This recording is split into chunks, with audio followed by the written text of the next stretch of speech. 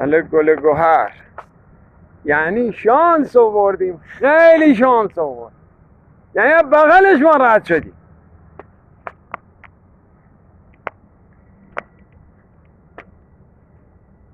همین ترکا هم ناکن، همین ترکا هم دارن میرن.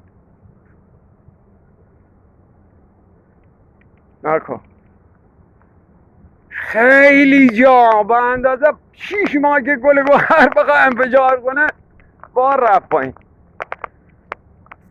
یا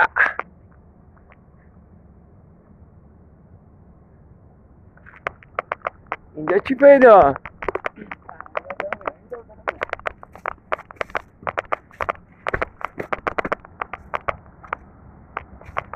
اوه اوه اوه، زیر پامون رفته، زیر پامون رفته پاک اینجا.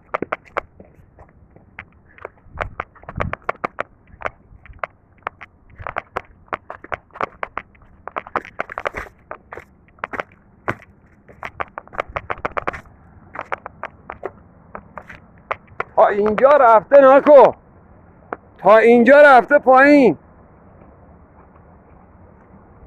همینجا هم خطرناکه بایستی.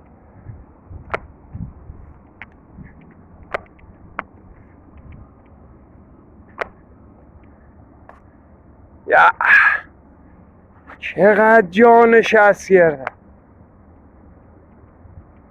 نگاه اینجا که از اینجا داره میره.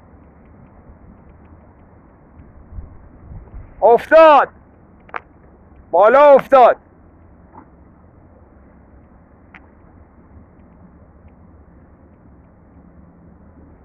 یه بیل مکانیکی هم زیرشه، یه بیل 800 کاترپیلاریه.